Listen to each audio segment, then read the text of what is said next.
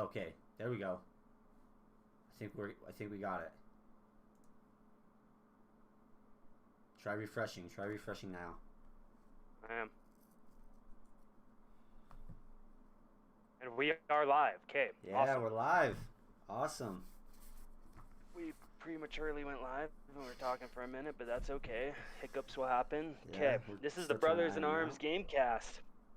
It's a podcast where we talk all gaming, mostly Xbox and PlayStation. Every once in a while, I'll talk PC and sometimes Nintendo. But yeah, let's get into it. I'm infiniteAA, and this is my brother, CrazyMateGameing.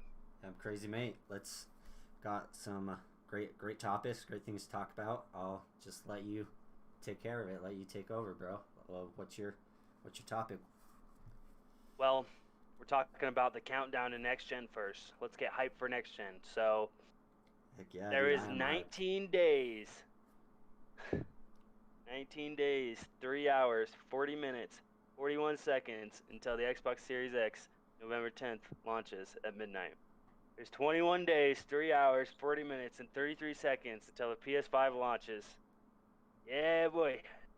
I'm excited. I would be more excited if I was actually getting next gen console. I mean, can't really afford it at the moment, but I will down the road. I'm most excited for the games. Well, what little games we have coming out. I wish there was uh, more first party with the Xbox. Uh, I currently I just play on my PC. I have an Xbox One S. Uh, I'll play on that occasionally, but most of my time, most of my gaming is spent on my PC. But I'm still excited. As soon as I can, I'm gonna get right into and get a next gen. I want a Series X, but I'm gonna have to get a TV that can actually handle next gen. Uh, but I think for everybody, it's gonna be a slow rollout. If you didn't get a console pre-order, and even then, if you already got a console pre-order, they're sending notifications out to people that it's gonna be a couple days after. So it's gonna be a slow rollout, but it's I think it's just gonna get better and better, and I'm excited for the future. Me too. So, do you want to get into some launch titles? Because we got some launch titles we can talk about. So these are confirmed launch titles for the Xbox Series X, and then we'll get into PlayStation 5 launch titles. The Assassin's Creed Valhalla is coming out November 10th for the Xbox Series X and the PlayStation 5. Bright Memory, that's a good one. It's a campaign, That so actually it's like, huh? that actually looks like a lot of fun. That I might actually get in that. I know it's on PC already, uh, and I'll try it out. But Well, the just the campaign's coming to multiplayer, right? PC. Do you know if it's coming to the original Xbox One consoles, or is it just next gen I only? do not know exactly if it is or not, but I believe it's a cross-gen game coming to the Xbox, Well, I'll definitely have PC to and try Xbox that. Series X, PC and Xbox Series X. So it's a next-gen only title. There is no plans for it to come to Xbox One at the moment. But that game to me, it actually reminds me a lot of Infinite Warfare from the little I've seen of it. When you get into the right memory, Yeah, there's that.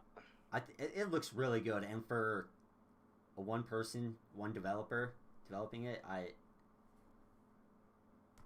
that's incredible to me, and it looks really good, and I really want to play it. Uh, so that's one that I do plan on playing. Well, one game that I am curious about the release date, which I do not think they have a confirmed release date at the moment, is the Medium. Now that game it really looks really good, and I like how it utilizes the SSD to show both screens, and you get to see the spirit world and the real world at once, and you're pretty much trying to find clues of what happened, but it's psychological horror, and that really floats my boat. What do you think about the Medium? Uh, I actually, that's another one that seems very interesting to me. The ability to switch between it kind of reminds me of Stranger Things and what's the world called that's just like the upside down? Yeah, it reminds me of that. Being able to switch, dude. yeah, being able to switch through that to a normal reality, and then like the upside down seems like really interesting concept. And I like horror games. I've playing with my girlfriend Resident Evil 7 right now, slowly, but that one's really fun. I like horror. We played Blair Witch. That was a really good one. Played that together. I like playing them with my girlfriend. She's not a huge gamer, but she'll play some horror games and play with me, and it's been a lot of fun. But I'm excited for this one. Seems super interesting. You have to look more into it when it comes out, because I'm very stingy on what I buy. But it's in Game Pass day one, isn't it? I believe so. I believe it is in Game Pass day one. So there's no reason to not play it. Try it out. Except for that it's only coming in NexGen. Yeah. So that's something about it. Yeah. They're saying to pre-order the game.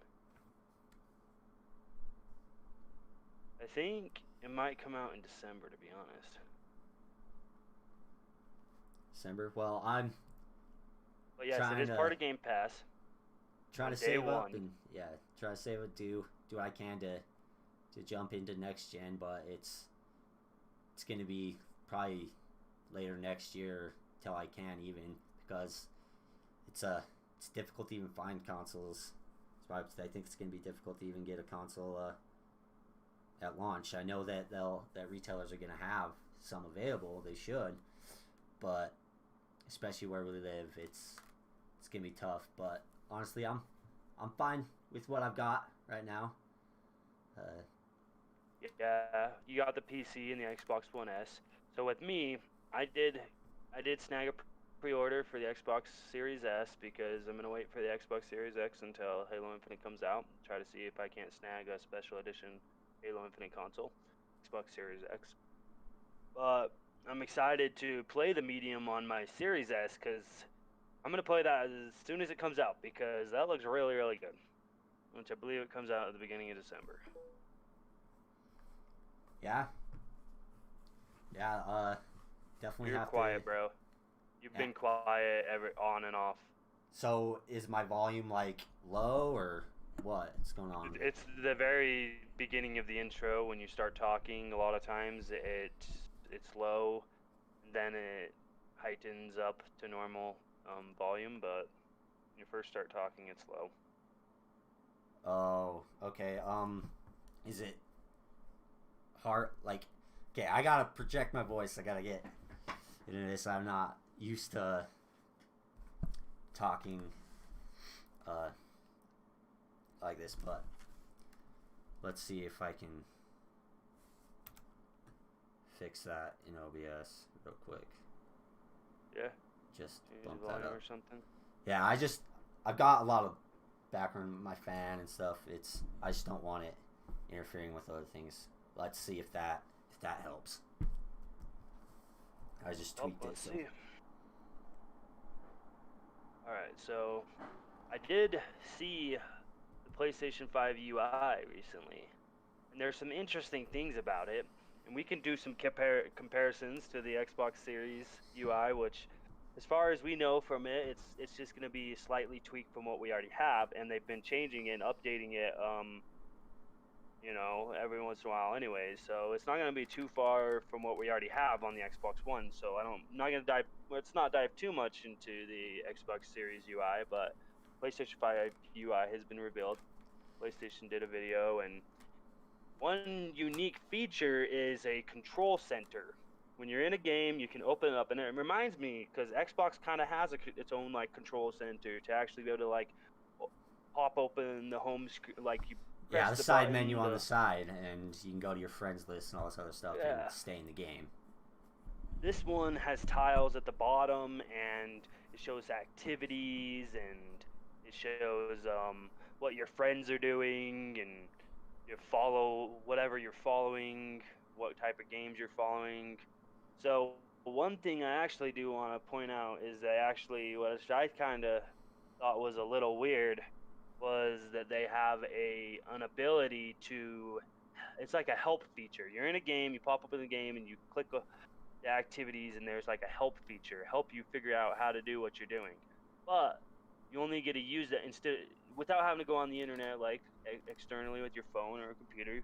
You just right there. It just shows you a video, and it doesn't do any spoilers. It shows you exactly what you need to know. Right? Seems a little weird, but yeah, that's. I wonder how exactly that's gonna work, because it's locked behind PlayStation Plus. Oh, it's locked behind PlayStation Plus. Yeah, Yes. but also when you have tutorial videos, it's sometimes it's not usually straight to the point. So I wonder if it's gonna like if you're gonna have a series of videos to choose from. Like what exactly is it gonna entail? That's what I'm curious about. I do not know, but and then it showed us the menu UI as well, and looks a little bit different than the PlayStation 4 UI, and it actually looks cleaner in my opinion. But there wasn't really much that they showed, but they did give us a glimpse at the UI. Yeah, they haven't showed very much this year, but we're glad they're showing at least something. The UI, yeah, I think it looks good. I've never really played much on PlayStation. I mean, I played Horizon Zero Dawn on your PlayStation, but I don't really play on PlayStation. So, I mean, it looks really good to me, and that feature of being able to not have to exit your game to go into have that side menu or the bottom menu pop up. I think it's really good, and I think it's gonna be really good for people. Yeah, I think that compared to the Xbox Series UI and the Xbox One UI, that they actually seem to have taken some things, like not like ripped off, but they see what Xbox does and they say that's actually a pretty good idea. Maybe we can implement something like that on our console. So if you look back to the Xbox One when it first came out, and for a couple years after it first came out, there was a snap feature. You could snap things on screen. You could be playing, watching someone on Twitch while playing a game, right? There's a snap feature on the PlayStation 5 where you can have your friend in your party share their screen with you, and you can watch them play their own game while you're playing a game. To me, I don't think I'd ever use it, but that's something you can do on the PlayStation 5. Yeah, I don't know. I mean, that's pretty cool. I think it's just, to me, the more options you give everybody, the better experience people have. And I don't think it's ripping Xbox off to use this. I just think it's bettering what adding something good to what they've already got, and it's just gonna benefit everybody all around. I don't see any negative to it. I think it's really good.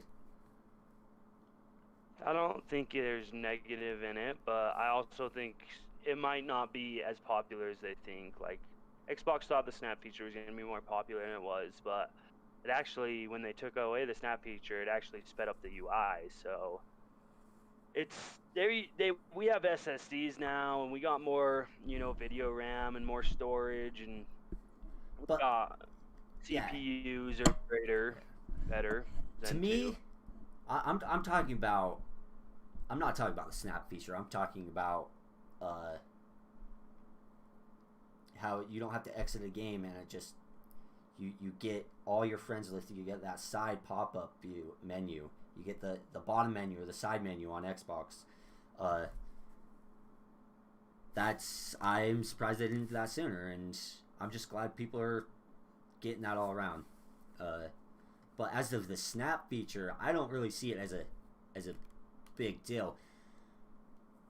To me, and like a lot of what has to do with this topic, a lot of what has to do with the UI, and I don't think the UI is so important. I mean, yes, it's got to be fast and quick, but to do things that take away resources from the developer and take away and will bog your system down, that's not really 100% necessary for gaming. I just don't see the point. I just think you should focus. It's a gaming console. Focus more on the gaming aspect. Give the developers more resources. It's just, yeah, that's my thoughts on that. Yeah, it's something where it's just that we're giving the developers more than what they've had last gen. That's what this next gen's about. We're giving the developers, like, not us, but PlayStation, Xbox, you know, like the next gen is giving developers more than what we've had. There's more CPU power, there's more GPU power, there's more not more storage in necessarily space, but greater storage. We're gonna have to utilize space a little different this generation because let's get into the topic of PlayStation 5's actual space. Like, how much storage space does it actually have after it allocates for the system? Have you seen that?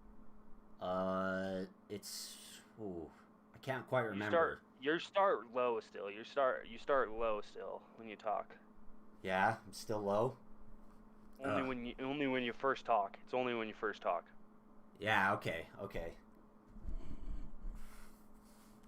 Yeah, but anyways, have you heard anything about that? It's less. It's already very, very little, and I'm gonna kind of tie the UI with this together. It's already lower than a gigabyte. It's already, what 600, like 680 gigabytes, somewhere around there. So it's 664 gigabytes on the after the system allocation, 664 gigabytes on the PlayStation 5. It's close. Oh, yeah. But so you have that, and then you put these features into the UI, like 4K snap features. These features that, like, how much people are going to use that, and is it really necessary? Like the 4K, yeah, it looks beautiful, but it's the UI. You want your games to look beautiful, and when you have that very little already, it's.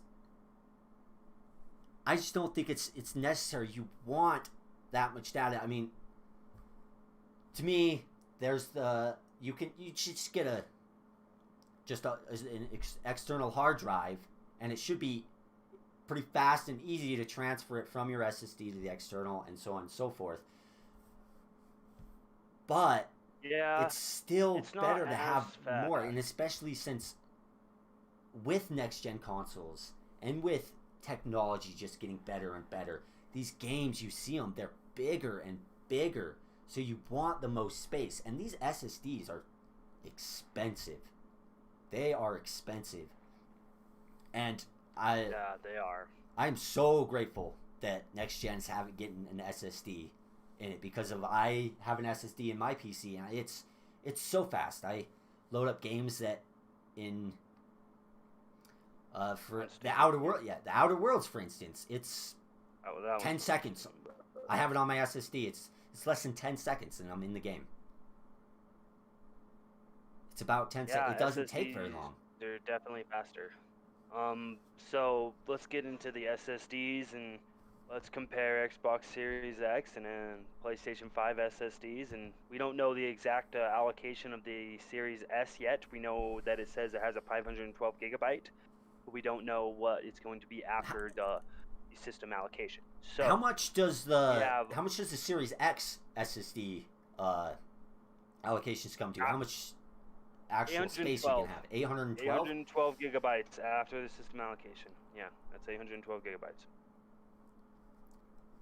I believe. That's better. I mean, I wish it was 12, but I will take the fact that we're getting an SSD over that space, especially because it's going to be so much easier to transfer to an external hard drive and just have those games that you're playing on your SSD. But anything they can do to get more space, and I just see PlayStation with their 4K UI and the snap feature. Yeah, it's cool how much the question is really how many people are going to use it, and especially if they lock it behind PlayStation Plus, that's even limited. They're only even more. locking. Nope. No, they're not locking. They're only locking the help feature. They're only locking the help feature behind PlayStation Plus. It's the help feature to be able to look up videos to help you figure out what you need to do in the game. It's pretty much a hand-holding. It's just pretty much hand-holding. Yeah, personally, I'd like to try my hardest to try to figure it out myself. I've looked up videos when I've just really hit in a struggle and just absolutely can't. But I just try to get just the one point where I can get past that, and then I'll try to do everything in the game myself. Right. But yeah, it's gonna help people.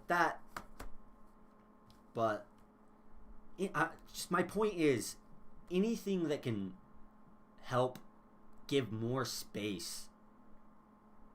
Just and so you got to look at it and think if it's really necessary. Anything they can do to give more space on the SSD, I would much rather prefer that. Yes. So when you look at the Series S and the games aren't being made with 4K textures, that's going to save on space anyways. When it comes to space, we are limited, but developers are just going to have to find ways, and also Xbox and PlayStation are going to have to find ways to mitigate that. Like Xbox has been pushing out a feature for like the past year, if not longer. Let's take Call of Duty Modern Warfare, for example. It tells me in-game and on Xbox, the UI, that I can uninstall parts and only install parts. So if I never play Warzone on Call of Duty Modern Warfare and all I ever do is play 6v6 and I've already played the campaign, right? Then uninstall Warzone as a part, right? Which that's kind of a little different because it's like a separate free-to-play, but it's also tied to Modern Warfare. Then uninstall campaign, and then I'll just keep the regular stock multiplayer, and that's going to save me on space, right? Yes. See, that's really good because with the single-player games, like when you're done. You usually know when you're gonna, if you want to go back to it. But multiplayer games, for me at least, it's like it's just random times where I feel like, okay, yeah, I want to play this game and I want to play the multiplayer. I want to play a multiplayer match. I want to play with my friends, or if my friends are like, oh, we're going to play Call of Duty, and I don't have it installed on my SSD. I got to go back in and install it. But with this, having to be the game, having to choose which parts you want to download and or you want to keep and what do you want to delete, that's really good. Anything they can do to help give us more space. I don't think the space, especially in the first year or two of the console being out, it's really going to be a big deal. But when these big, huge AAA games that are true next gen, that are built from the ground up on the system, for the system, that's where it's going to make a difference. Optimized for the system, yeah. Optimized or built from the ground up for the system, and it's just not cross-gen. That's where it's going to come against us. But I think by then we're going to have cheaper options, and from the start, I think it's just having a normal hard drive, a terabyte or 2 hard drive, external hard drive, and just transfer between. It's going to be quicker than just straight downloading it, deleting it and downloading it. I don't think it's really going to be that too much of a that big of a problem. deal. Yeah, that big of a deal. Too much of a you problem. don't think this you don't think the limited amount of space these consoles have is that big of a deal? Is that what you're trying to say? Yeah, yeah. I mean, PlayStation. I mean, it's like PlayStation, and they haven't really said anything about their first party. They're having very much first party in these first year or two. I mean, we got Ratchet and Clank.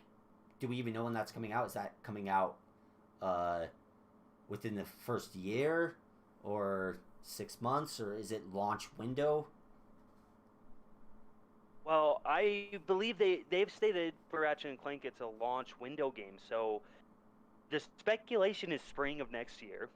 It's speculated that it's going to come out spring of 2021 for Ratchet and Clank as a launch window game. Yeah, but that's it. So with the lesser, I mean, I think it may be a bigger deal for those hardcore gamers that solely play on PlayStation, that have all their third-party games, first-party games. But for those that are more casual, that PlayStation dominates with the casuals, especially right now. I think the issue is going to be for more of the hardcore that have all their third-party games, that play a ton of games, that 670 or 660 gigabytes is going to be a lot. 664. 664 gigabytes is going to be a lot harder to manage. And have they have released a working SSD that's compatible with the PS5, right? So actually, when it comes to those SSDs, it's pretty much all speculation. So they've given us the numbers on we're not allowing SSDs that don't meet these numbers or the criteria, right? So they've announced those numbers, but they haven't actually announced this is one. They haven't said yes or no to these new SSDs that have been coming out. There's a Samsung SSD as well as a WD SSD that have both come out, where on the numbers it shows the numbers that they should work with the PlayStation, but there's not confirmation by PlayStation that they're going to work. You know what I mean? So maybe PlayStation just figured that them saying the numbers, that was them saying that anyone that came out and those numbers pop up, then they work. Like, the thing is, that's going to very well work. It's still going to be expensive. $230 for that Samsung SSD.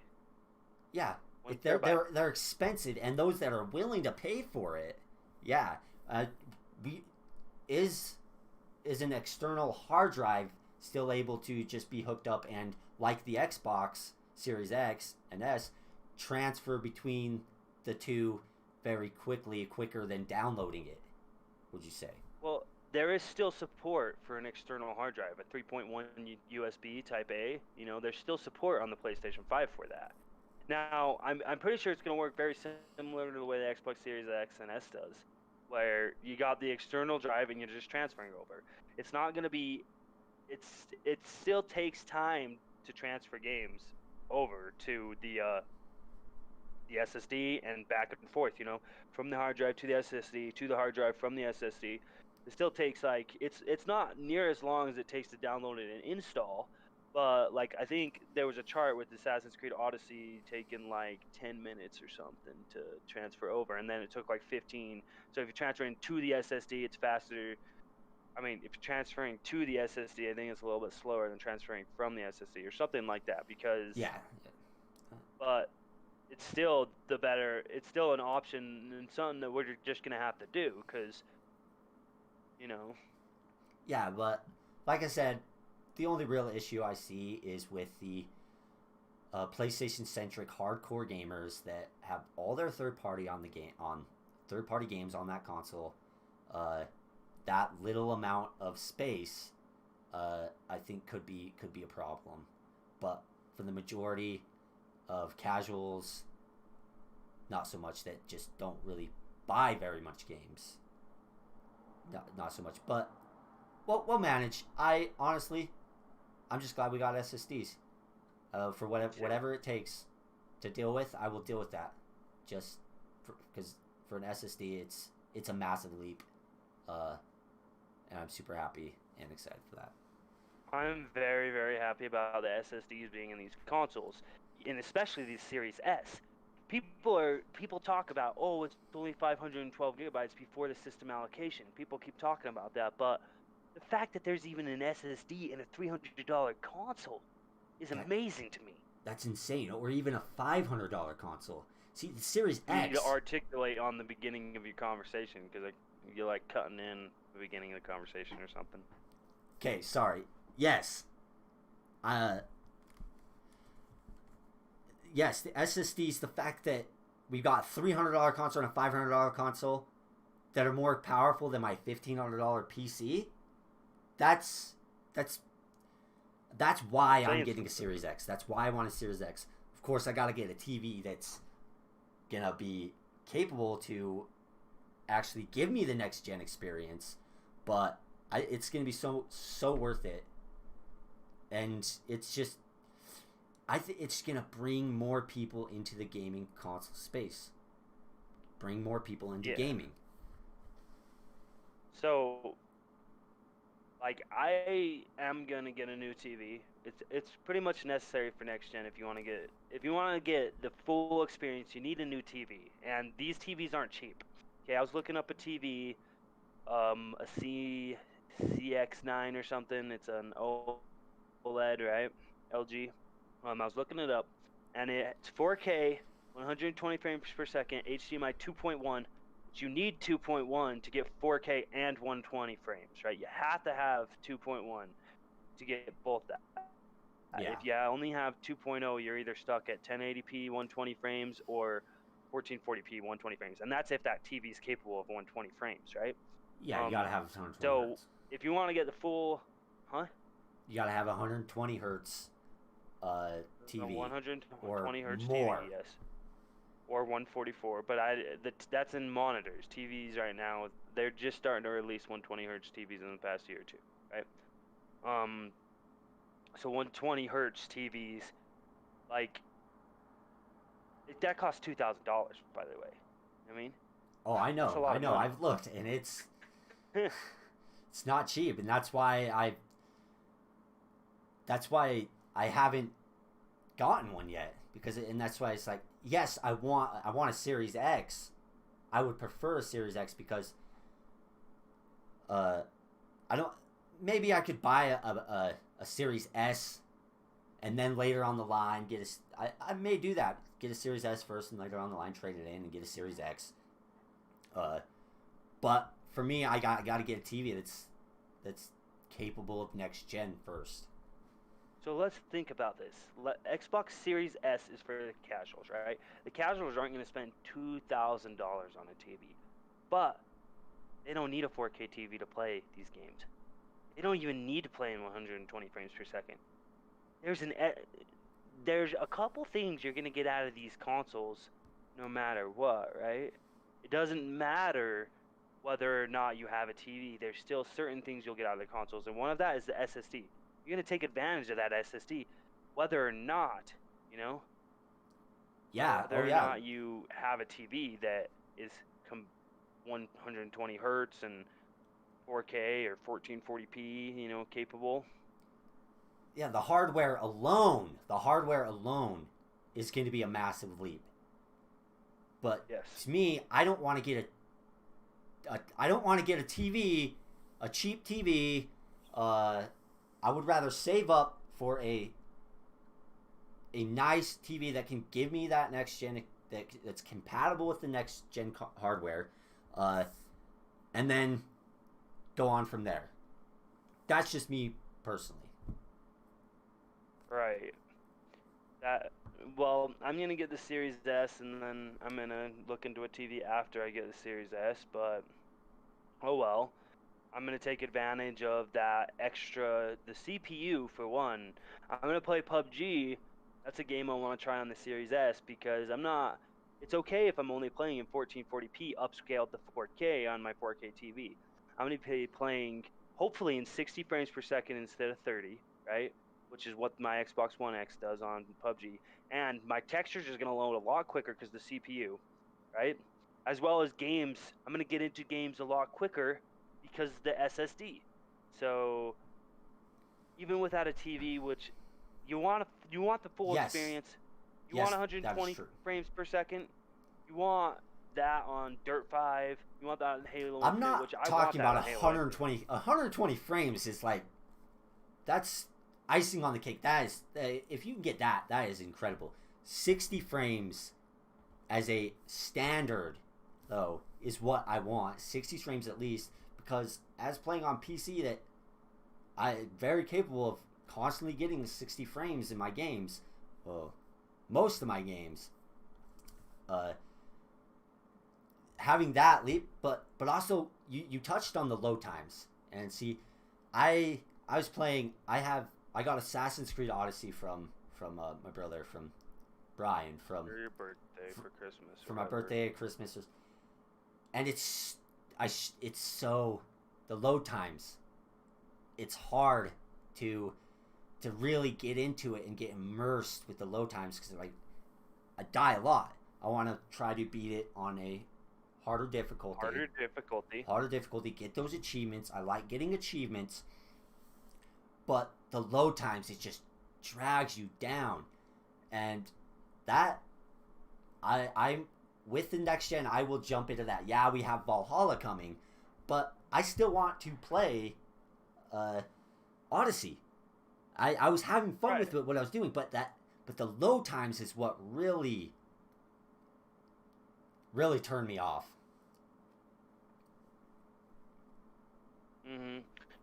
That's something with a lot of games, especially open world games, is that you're like, I don't want to wait all this time after I die to load back into the world. I don't want to have to go into a level with like with Reckoning. You go into certain areas on Reckoning and it's a loading screen, right? Well, that's an open world RPG, not 100% open world, but it's an RPG that's got a vast world, and going into like caves and stuff, you load, and you have a load screen, because it's not a seamless open world, right? Well, on my Series S, that's going to be cut in half at least. That's not alone. That's such a great thing, but that's not all we're getting in this next gen experience. Alone, I think that's worth it. The SSDs and the loading times alone are worth it. The SSD in the PS5, that's an amazing SSD stock, right?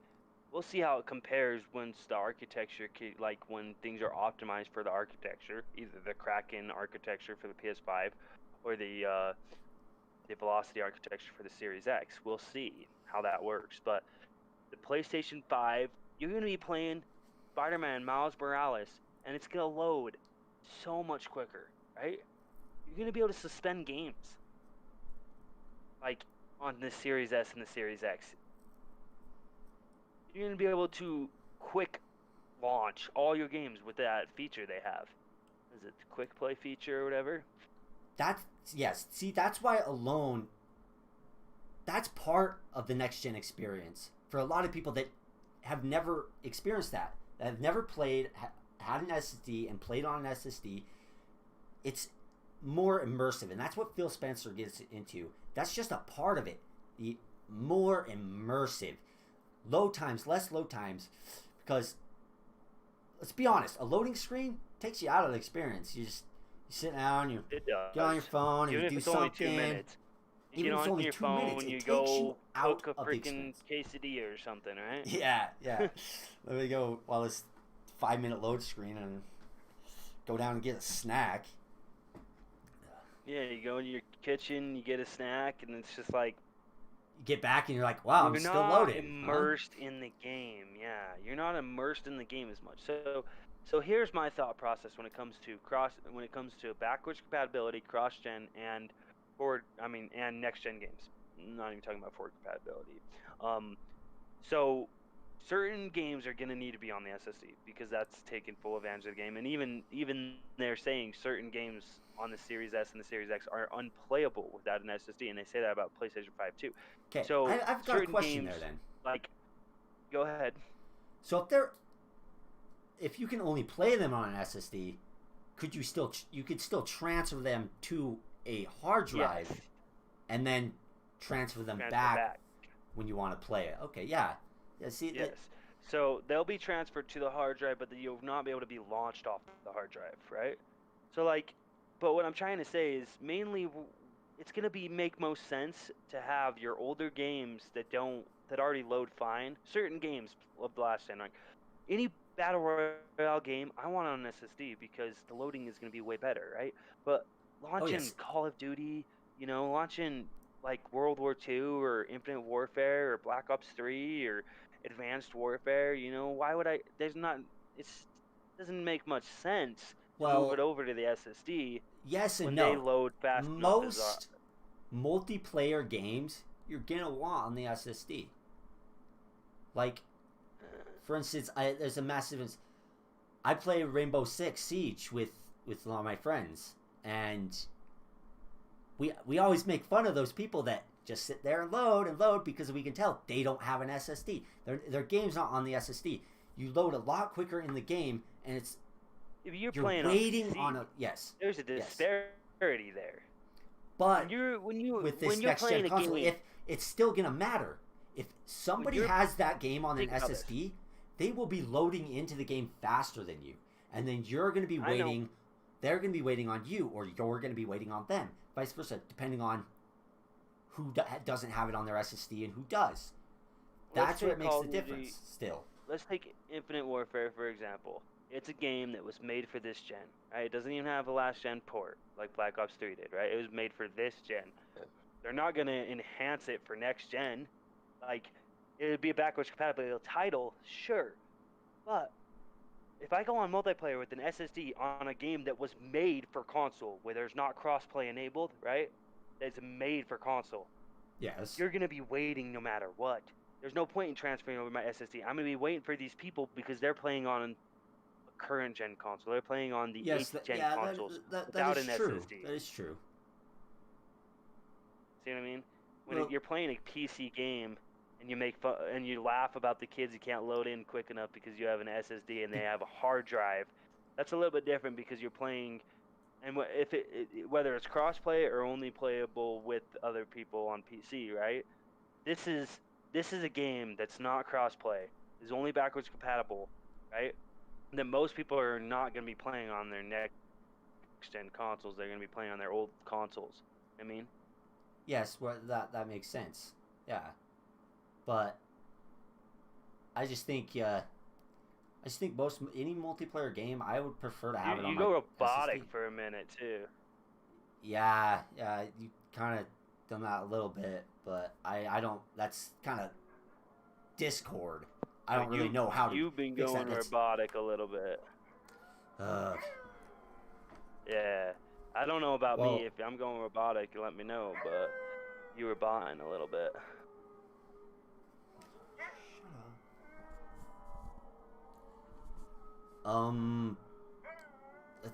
I don't know really how to fix that with going into Discord and.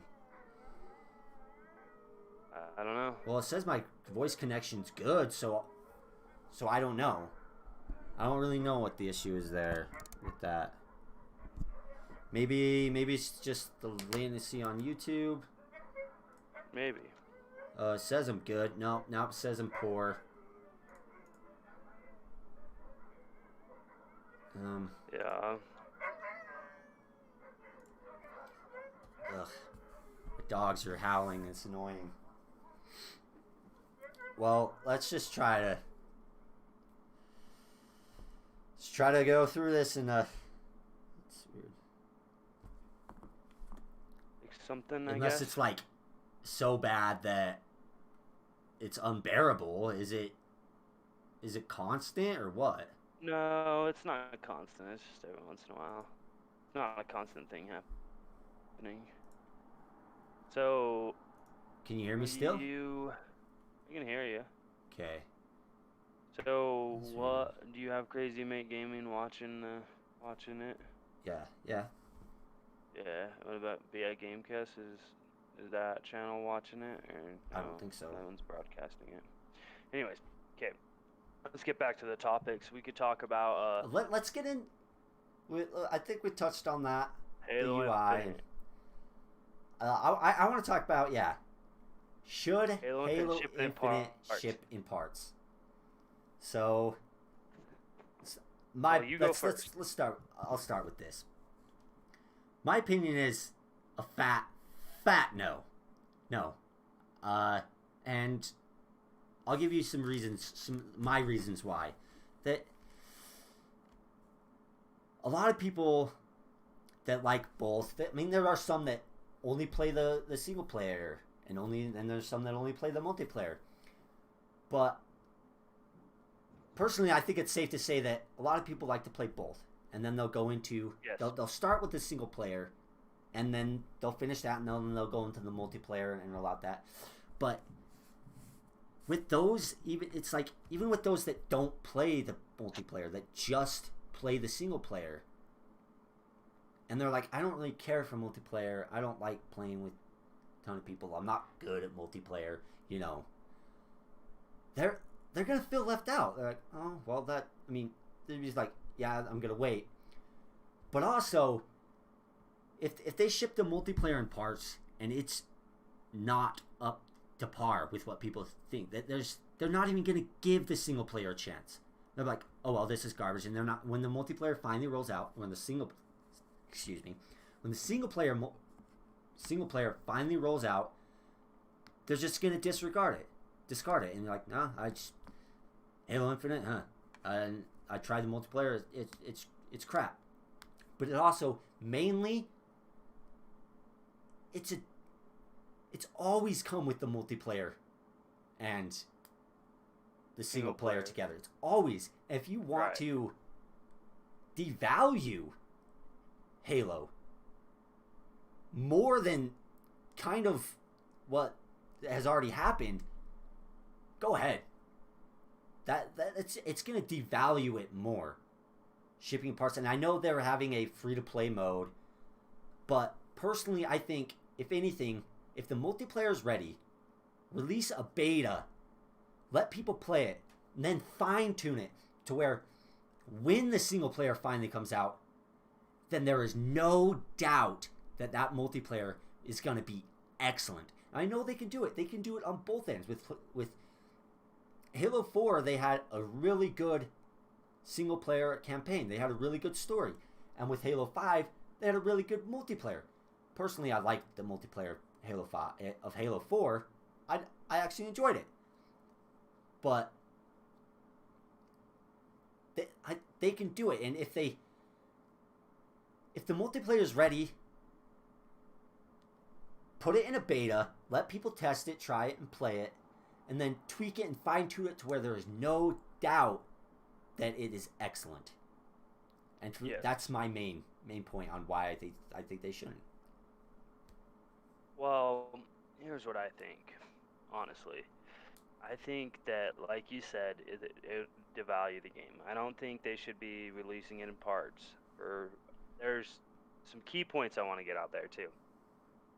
So one key point is that a lot of people, when they jump into a Halo game or a Call of Duty game, right?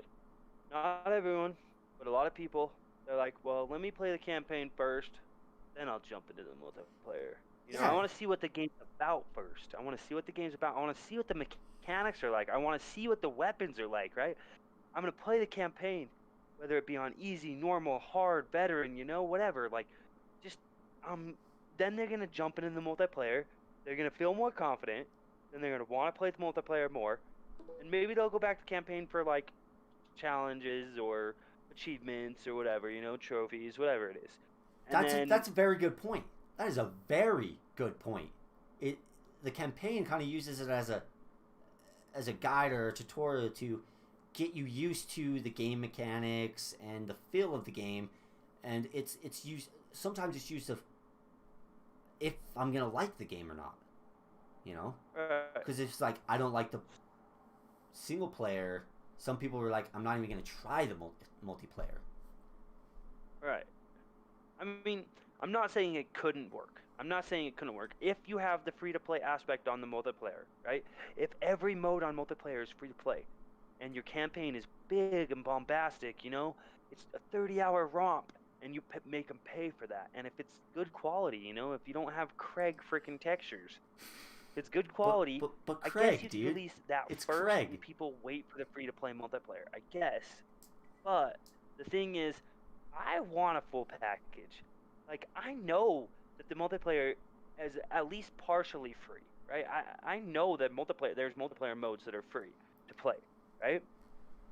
I just see it as Possibly, right? I just see Or it has as that been announced? I just see it. I'm pretty sure multiplayer is gonna be free to play. I don't know about all around, but I just see it as they have a more of a chance of to fail if they release it in parts. If they release the multiplayer first, because there's gonna be people that play it and they'll play it for a month and then they'll just lose interest and then they'll forget about it, and then it's like I said, they won't have any interest to go back to it when it's. I like how they're still giving us a Halo experience in the next gen, with the Master Chief Collection being optimized for Series X and Series S. Right. Well, here's my other points. I had a couple more. Like you were talking about with the beta, I honestly think it would be detrimental to the game if they did not have a beta or some sort of flighting program. In an optimal world for me, I'm already having to wait. I don't know when I'm going to get it. The hype has started to die down a little bit. They need to build a new hype cycle up. For me, the biggest hype I could get, right, is if they decide not announcing a release date, but if internally they're saying, we're going to make this the best game we can, it's going to release as a full package, and it's going to come on, it's going to come on the 20th anniversary of Halo. That would next be November, right? That would be awesome. And like I said, if the That multiplayer would is be ready super now, awesome. release a beta, and then make it perfect. Make it as the best you can possibly. Instead of just releasing it now and like what I really don't like about Halo 5 is they release it and yeah, they work on it and they make it better, but it's crushing. It's like you get into the first you when it first comes out, and especially now it's mostly community maps they made, and yeah, there's some good, but it's give somebody a massive full experience on the launch date, on the anniversary, and alone that would be huge for Halo. Releasing on the anniversary, like a revival, and bring out the best game possible. And I don't see that happening if they release it in parts. Well, I don't see that happening either. I think if they release it in parts, there's going to be two different hype cycles. There's going to be the people who are super hyped for the campaign, They're going to probably enjoy it, and they're going to put many hours into it. But then there's going to be the other people that are like, well, the campaign's there. I don't really care for campaign. I just want to play the multiplayer. When the heck's that going to come out? How come we're not hearing anything about that? Like, it's going to be a negative news cycle, in my opinion. People are going to be talking more negatively than positively about Halo Infinite, in my opinion. So this is my optimal thing. I talked about it coming out next year. I'm hoping that they can release it next year by November and have it on the 20th anniversary. But if they can start flighting programs, at the beginning of next year, and YouTubers start, slowly talking about the flights. A lot of YouTubers get in the flights. I watch a lot of Halo YouTubers. I watch Ubernick, Proximity, I watch lots of Halo YouTubers that would love to be part of the flighting program and talk about what they can talk about. And then eventually, maybe in the summer, late summer, early fall, they can actually release a beta, a public beta, then the public can get their hands on the multiplayer. Yeah, the game's going to be free to play beta, have an actual flighting program. We've seen how flighting has helped Halo Master Chief Collection. We've seen what it's done. So for me, it needs to be delayed to the point where they can actually get flighting to work like they did with Master Chief Collection, because I feel like they need flighting for Halo Infinite, and they talked about doing flighting, and when the pandemic hit, all those plans out the window. It wasn't a thing anymore. They weren't doing flighting anymore, and that was such a bummer to me because I love to hear the YouTubers talk about, the things they can talk about, the things they're allowed to talk about when it comes to the flighting. When it came to Halo 2, Halo 3, on the PC coming to the Master Chief Collection. Yes. You know what I mean? Yeah, I agree. You keep Halo in the light and keep the hype there, but I gotta admit, there's always going to be those people that are salty and they're just like, and if Halo's constantly in the news, they're like, oh, it should have came out last year. Oh, and it's so slow when we don't even know when we're gonna. And it's just, there's always going to be those negative people. But Xbox needs to try to just stay positive, keep a positive light on Halo, and that's every month releasing news on Halo or something like that. Having a flight, like you said, and then having an open beta, maybe multiple open betas. Yeah. Where you have some maps in one and then some maps in the other. Where you keep Halo in a good light. You try to keep Halo in a good light. Keep it in the news cycle. We don't want them to release a beta 3 weeks before the game comes out as a marketing ploy. No. That's not what I want. I want a beta be an actual beta. I want them to test what they need to test months in advance. If they release more than one open beta, right? They've already announced multiplayer is going to be free to play, right? They release free to play betas, get the hype cycle rolling all through next year as best you can, right? With the flighting program, with the open betas. Then on the 20th anniversary of Halo CE, Combat Evolved, you drop the game. And it's an amazing looking game on NexGen, as best as it can be, being originally built for the Xbox One, where you can play the campaign first. Then you can jump into multiplayer, because people like to do that. They like to play the campaign to get a feel for the game. Then they like to jump into multiplayer. That's just, I don't want them to release it in parts, honestly. Another light is betas. Betas do so much to help. You release a beta, and you know how you've had a lot of multiplayer games, like big multiplayer games, like Call of Duty, that have released, and then they have server issues and trouble people find or downloading, or like I said, server issues. A beta, releasing it to the public, you can get a handle on that massive load on your servers and tweak it and better. And it's just, and like I said, I honestly hope they have more than one beta. I hope they have multiple betas, because then that gives them more of an opportunity to fine tune it and give us the best multiplayer, the best experience they could possibly give us. Do not release it early. Do not release the multiplayer early. Release it in a full package with the single player. But give us multiple betas. Give us at least 2 betas. A flight, at least 2 betas. I think that would be the best. The best case is to release it November on the anniversary, and through all of next year. Keep it in a good light. Keep it kind of in the news. Put more stuff out. Have 2 betas at least. That way, we can help. We can help as the public make the best program. And give them an opportunity to help them give us the best experience possible. Right. So here's another thing I have to say about this, okay? So imagine a full package game. Whether or not the single player costs money, sure. Or in Game Pass, it still costs money, sure. But imagine doing certain things in single player to unlock skins for your guns, or like different armors for your Spartan, right? That can apply to multiplayer as well as single player. And you can put the 2 game modes and tie them together when it comes to cosmetics and when it comes to, I'm not gonna say loot, but and I don't want loot boxes. I want things to be unlockable through challenges. I want things to be like Halo Reach was, you know? I want to level up and things to start being unlockable. And if they do have anything in store, I want to be able to buy it outright and not at outrageous prices. You know what I mean?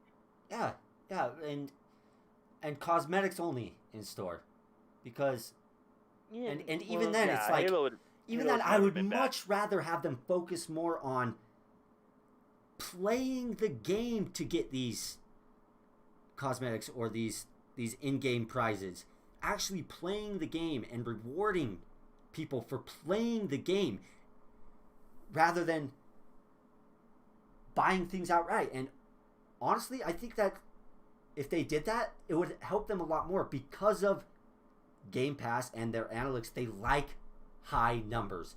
And if you give people more, yeah, you can still have those things where you can pay for cosmetics, but Outright. give people Outright. who actually play the game more. Give them more.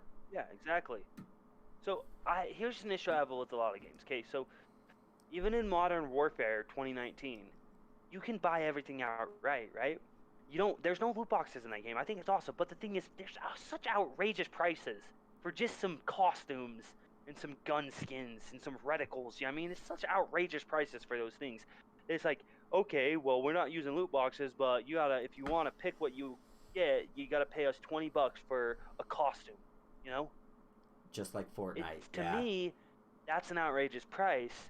Where I feel like if you want to do a system like that, that you need to have the prices lowered.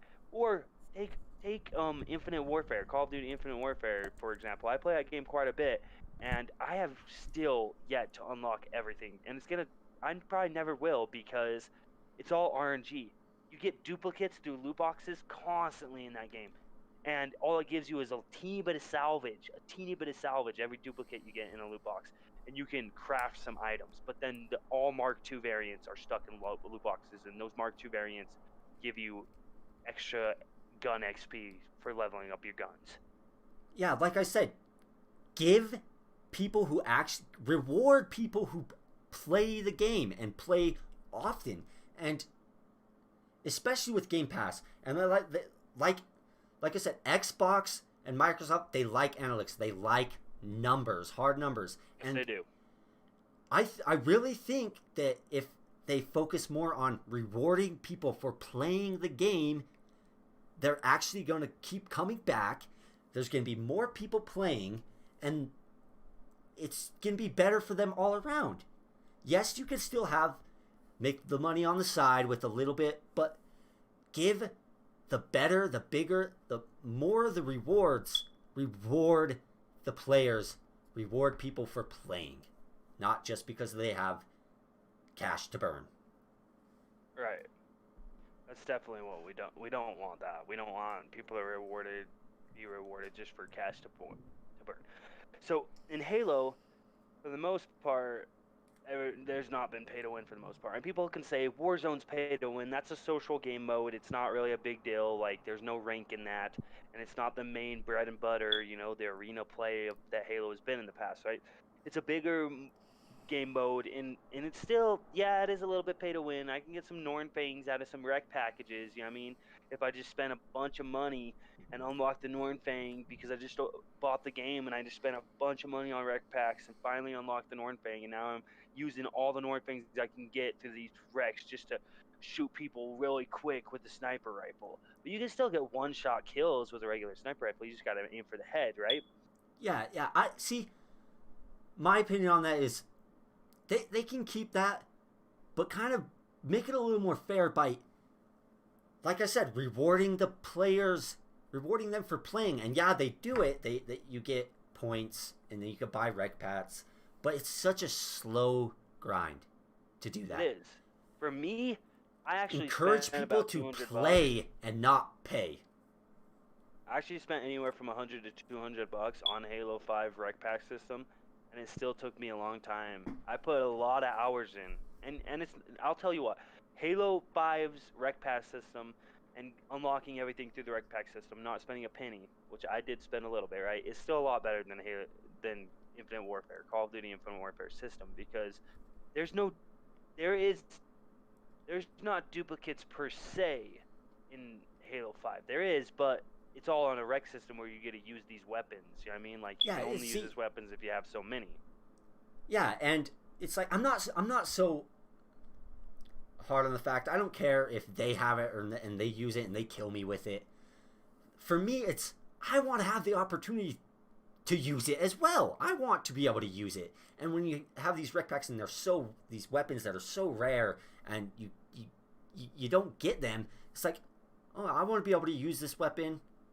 That's why I say reward people for playing more than paying. Exactly. That's what I feel like needs to happen. And I think they're going to hit a good balance with Halo Infinite. I really hope the free-to-play aspect of Halo Infinite's multiplayer isn't going to cause a loot box system, isn't going to cause us to have to pay outrageous prices or have to spend so much time trying to earn the stuff. I really don't want that to happen. I want to be able to put a good amount of time into the game, and I want to be rewarded. I don't want to have to grind the game to no end. And the thing what I was saying before is, imagine being able to jump into campaign, doing missions, and getting unlock tokens to unlock certain things that are compatible with campaign and multiplayer. And the multiplayer may be free to play, but you spent time in a money you paid, a game you paid for, right? Then you jump to the multiplayer, and it ties together. I want the multiplayer and single player to tie together in that sense. You know? I love that idea. I love it. I don't know why we haven't seen that or why we don't see more of that. If there's games out there that do that, like I said, for any time playing, reward people for playing. Like if that's the campaign, because if you play the campaign, you have fun, and then you go into the multiplayer, and it's like it's just like a restart. You restart, and especially like what I don't like a lot about like the Call of Duties, it's a slow grind to get up to even unlocking so much of these weapons to use. Like with the prestige system that used to have the prestige system. Reward people who have played the campaign. Reward people for playing the campaign, and then jumping into the multiplayer. And I can see that benefiting people. Like, say that they play the campaign, they don't really play the multiplayer. They'll maybe dabble in it, but if they get rewards, quite a bit of rewards from the campaign, and it transfers into their multiplayer, they're going to be a lot more likely to be like, oh, I've got this prize, I won this from playing the multiplayer, I got to use this. It's not as much of like just a flat restart, and you're jumping into it, and then you're just back to a grind in a multiplayer. Well, we've been talking about Halo Infinite for a little bit. We could switch a topic if you want. We could go on. Yeah, we're on. Well, I kind of want to talk about the beta, the Call of Duty beta. You know. Well, I haven't played it, but yeah, dude. If you want to get into like games we've been playing, it's Well, I've been playing Call of Duty lately, but yeah, you want to talk about that? Let's get into games that we've been playing and kind of just roll this out. So let's end with the last topic as what games we've been playing and our thoughts and stuff on that. So go ahead, bro. Well, I played the Cold War beta over the weekend and the last 2 weekends, and I've been playing some older Call of Duty games too, like last night, whatever. But so I like the Cold War beta, but there's a lot wrong with it. And the funny thing to me is everyone always says like this game looks like it could be something, but as long as Activision doesn't mess it up, right? Yeah, that's which seems to happen all the time. Activision likes to do that. They like to mess with the game. Like at Modern Warfare, they've done a lot to like they want. The main thing with me with this game is I want the game to be realistic, yes, but I don't want it to hold back like cosmetics. Like I watched this video by New York Cinema where he's like, why can't we have reactive camo? Reactive camo is in Black Ops 4, might have been Black Ops 3, I don't really know. But why can't we have reactive camo in Black Ops Cold War? Because even though it's a Cold War based game and they try to make it realistic for the first couple of months, but they always end up releasing in the shop. They always end up releasing in the shop some weird A stuff. Even I can run around as freaking um what is that person, that the Reaper, that the dude that comes when you're about to die Grim and says, Reaper, "Hey, I'm coming to take you." the The Grim Grim Reaper. I Reaper. can play as the Grim. If you unlock the Reaper in Call of Duty World War II, you can play as the Grim Reaper in Call of Duty World War II, right? Does that even make sense? But it's because it's locked. It's locked behind paywall, right? It's locked behind I loot box kind of systems. agree with that. And they may not have. I kind of agree with They may that. not have. So Yeah, go ahead. the keep the single player and the campaign more realistic. The multiplayer doesn't need to be that way. It can be fun and funky and weird and just the point is to have fun with it. And you can add these weird things into it, and it's not going to take away from the experience. I think it's just going to add more fun wankiness to it, and there's nothing wrong with that. But here's what they do. In the beginning, they say, "Hey, let's get these people on board with the game by saying it's a gritty, realistic game." Then 2, 3, 4 months into the life cycle, we'll start releasing all this stuff in our shop. That's you can run around with freaking rabbit ears in Modern Warfare, freaking anime character costume in Modern Warfare, running around because that was released after the fact. How realistic is that? No one in war is gonna be a bunny ear anime costume running around shooting people, right? But the thing is, I don't care that that's there. The thing is, I don't see why that could have been there from day one and not locked behind a paywall, an extreme paywall, $20 for a costume on a game that I spent $60 for, right? Yeah, see, you hearing that just makes me laugh.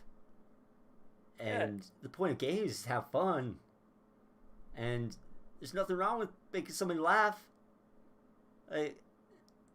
It's a cosmetic. It's not altering the gameplay. It's nothing at all. I mean, besides, you may be able to spot them from a mile away. Right. Well, there's a couple other things about the beta. Like, I don't know, they've dabbled around with like score streak systems or kill streak systems or the support streak systems and point streak systems that they've done in the past. They've dabbled with that type of stuff. They've had a ton of different systems. When Call of Duty first came out, it was a kill streak system. You had to get kill streaks. You had to get kills to get the kill streaks to. Yeah. That were like the choppers, and the attack helicopters and Molotov or whatever it is, right? And then they did score streaks. At first it was kill streaks, dude. Then they moved to score streaks. Yeah, that's what I'm saying. They moved to score streaks for score because people weren't playing objectives much. Like, we can get people to play objective, get score from objective.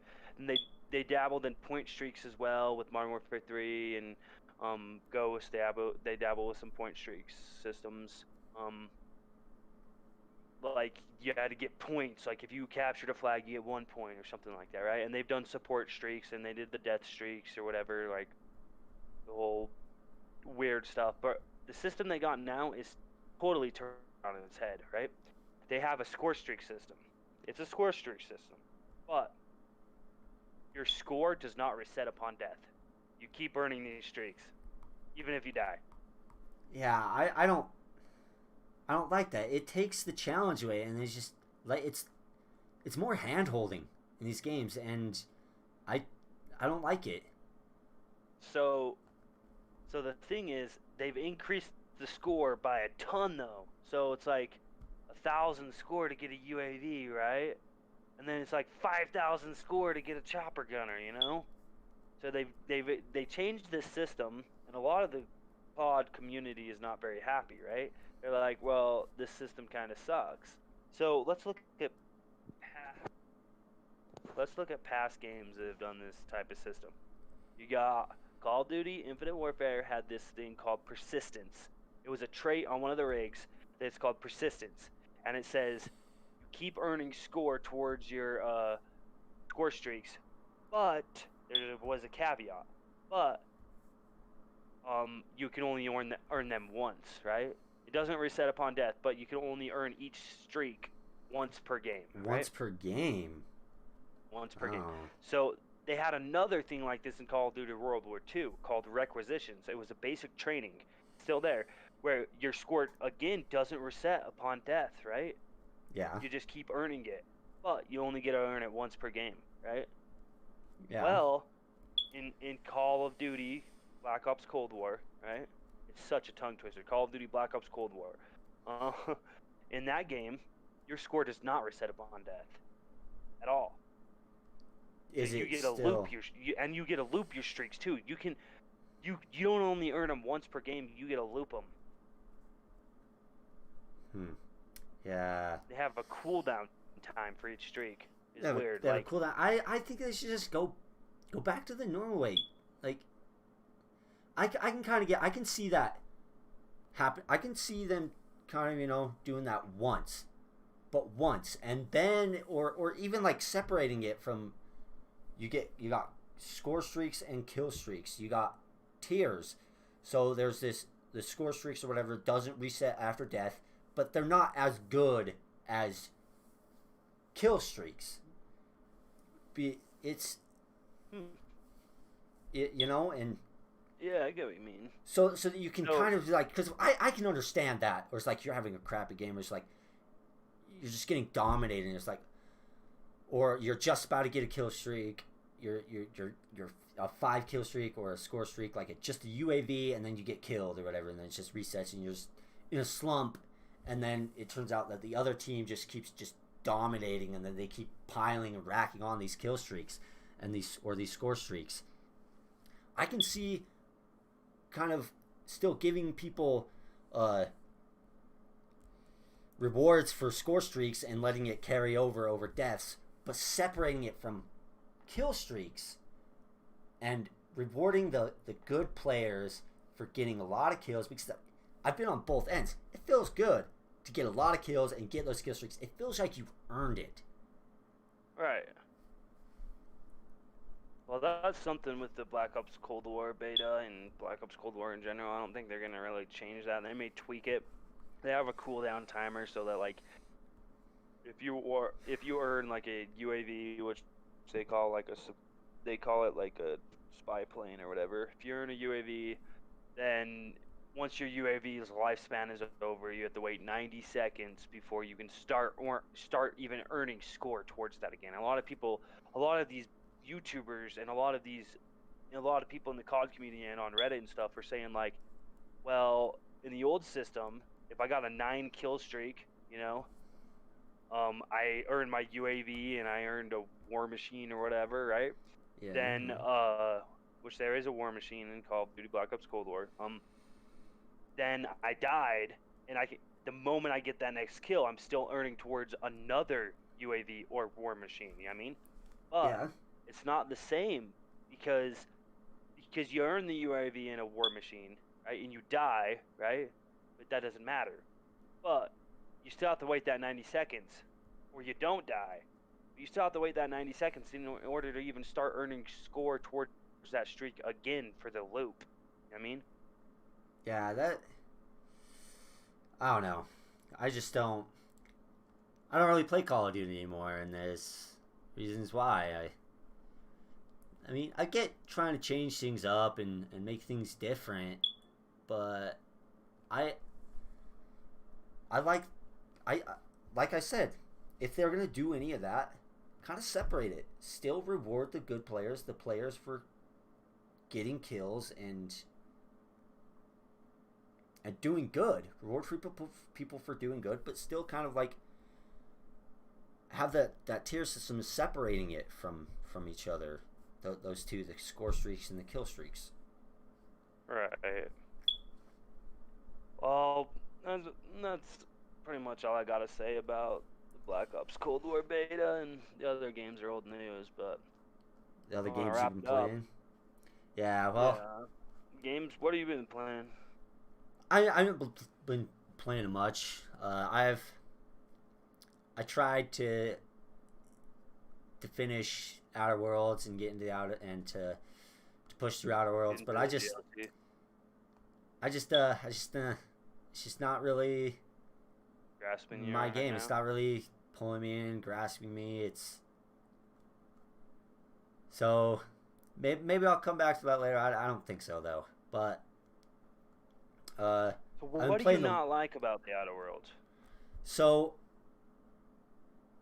I mean the dialogue system, and I get that's the kind of like game it is. It's so dialogue heavy and focused. It's fun at times, but there's just so much of it. It's a You just little want to get back into overwhelming. the fight I want to sometimes? get back into the fights, and also the fights. I'm having a hard time. I don't know if it's just the weapons. It's like I seem to have pretty Level up powerful system weapons. or what?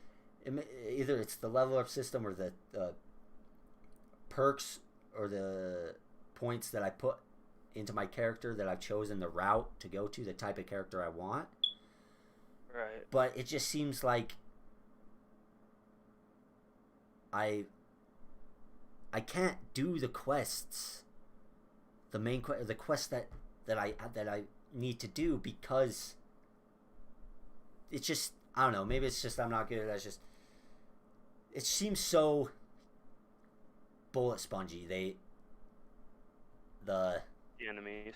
the enemies they seem so bullet spongy, and there's quite a lot of them, and the time dilation it's fun, but it's not very useful really, and Yeah. I just don't seem they seem to be bullet spongy. I don't seem to be doing very much damage, and they eat through me. They eat through me, and it's just I don't understand the game very much, and other things. It's I don't know, just not my cup of tea. That's all.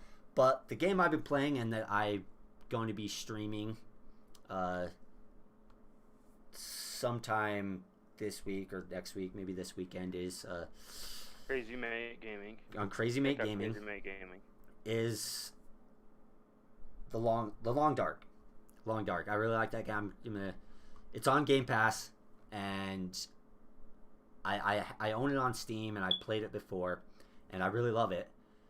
But I want to try to go through and do more, get achievements, and do the challenges, and I want to take everybody along with me in that journey.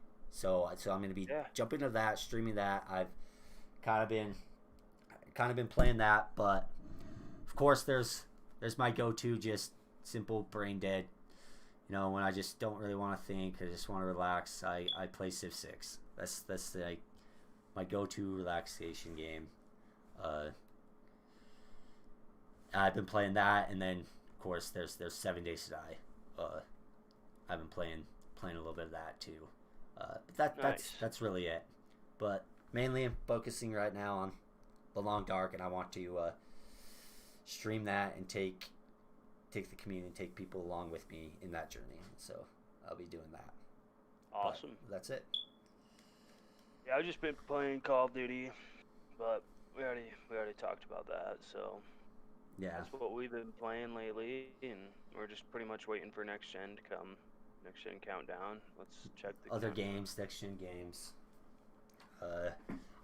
For me, I'm very fickle on the games I'll play and the games I'll buy or whatever. And Game Pass has been allowing me to jump in and find more games. There is actually I can't remember the name of it, but it's kind of like a JRPG turnstile based game. It's like Battle Chasers something on Game Pass. Kind of play that, and it's actually pretty fun. I need to play more of that and actually get further in that. But that's it. It's actually been pretty fun. I've never really played the turn-based JRPG games, but it's Battle Chasers. it's actually pretty fun. So I'll be getting more into that. I'm playing that, but other than that, that's literally it. That's all I've been playing. I haven't really been playing a super lot lately. But here's a game I've been wanting to check out. It was Steven was telling me about it. Remnant from the Ashes. That game I downloaded on Game Pass, and I just gotta get down and dirty and start playing it with.